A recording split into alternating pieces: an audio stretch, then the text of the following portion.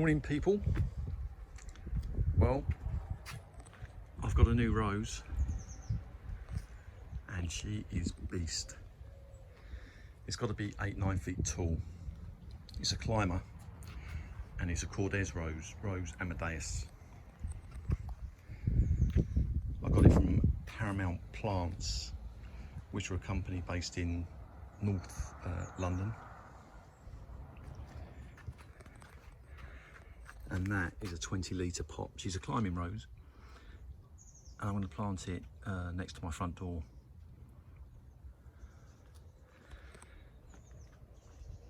And she is in fantastic condition.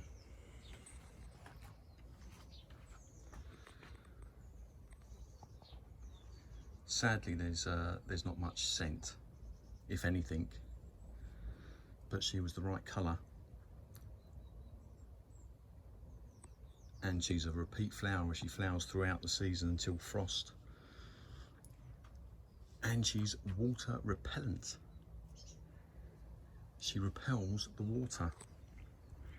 And that is the main reason why I got this rose. For those people living in the southeast of England, you will know that this year has been horrific with torrential rainstorms. And my roses have been destroyed. So when I discovered that there were such things as rain repellent roses, I decided that that this was the rose for me. But it cost me a staggering £170, which is too much money. That's I've got no idea, 180 euros, $190 maybe, $200. That is too much money. But Paramount Plants, the company that I bought this from, looking at their website, I think they sell a whole manner of plants, big and small. But I think that one of the things they do is they supply the more mature plants to city folk for courtyard gardens, roof terraces and that sort of thing. People who haven't got time or the space to wait for roses to grow. Ideally, I would like to have spent a lot less money and bought obviously a much shorter rose. But when I decided that this was the rose for me, I could not find one for love nor money. There are some suppliers in mainland Europe, within the EU, who are selling it, but the ones I saw, were not distributing to the UK, which is very frustrating. But it's only the same as David Austin roses being unable to currently ship to the EU. It's all very frustrating indeed, but to me at least it does not come as a surprise. So the only place I could find this was Paramount Plants, this North London company who specialise in these plants. Their nursery is actually in Central Europe, it's within the EU, so I think that's how they get around it. When you buy from them, they then ship it into the UK from their nursery. And overall, I'm very impressed with the plant, and I'm very impressed with Paramount Plants, and I have no affiliation with them whatsoever. 10 to 14 days it says on the website, and that is exactly how much it took. I had about 4 or 5 emails from them telling me where it was, updating me. And when it was delivered yesterday,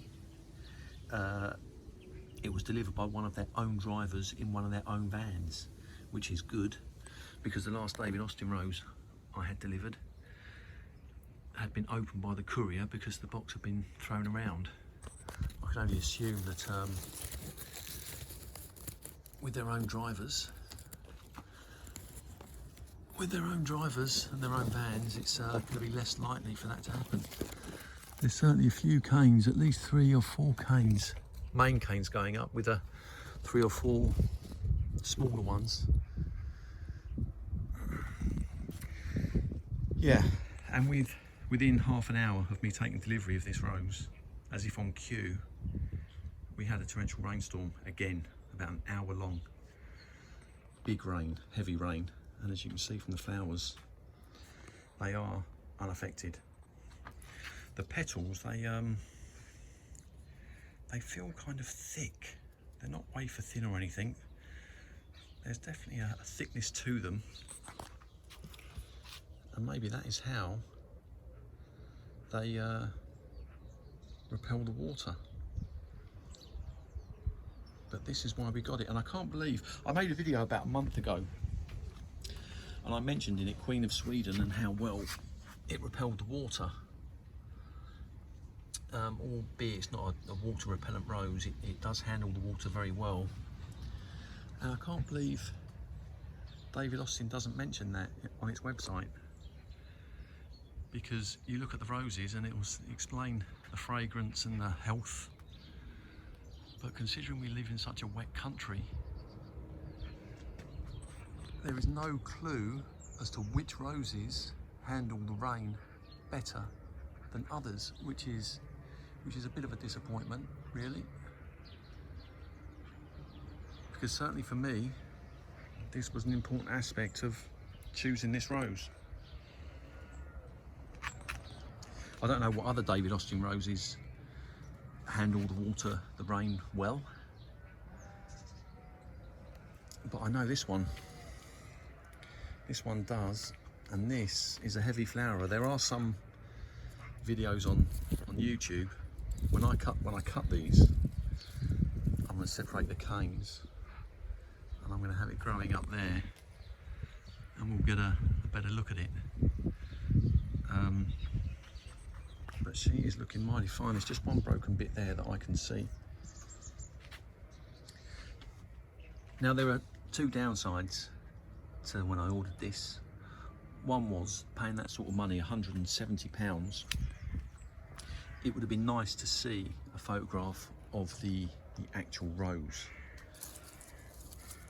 the one that I was buying, and I emailed them and I asked them for a photograph, and Paramount, they got back to me and they sent me a photograph of their nursery in the EU of like 20 of these roses. So logistically I'm not sure if that's possible, but that certainly would have been the icing on the cake had they done that, so you can actually see the plant that you're buying.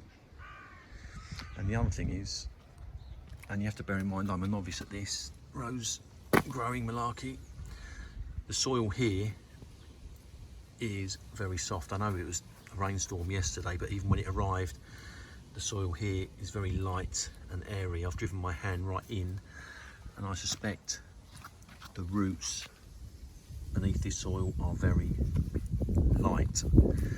I don't think the roots are very particularly firm beneath this soil. I'm pretty sure that if I was to turn this pot upside down, virtually all of that soil would fall out, which is no harm necessarily to the rose, but especially at this time of year, what I've discovered is it could send the rose into like a transplant shock, which won't hurt it.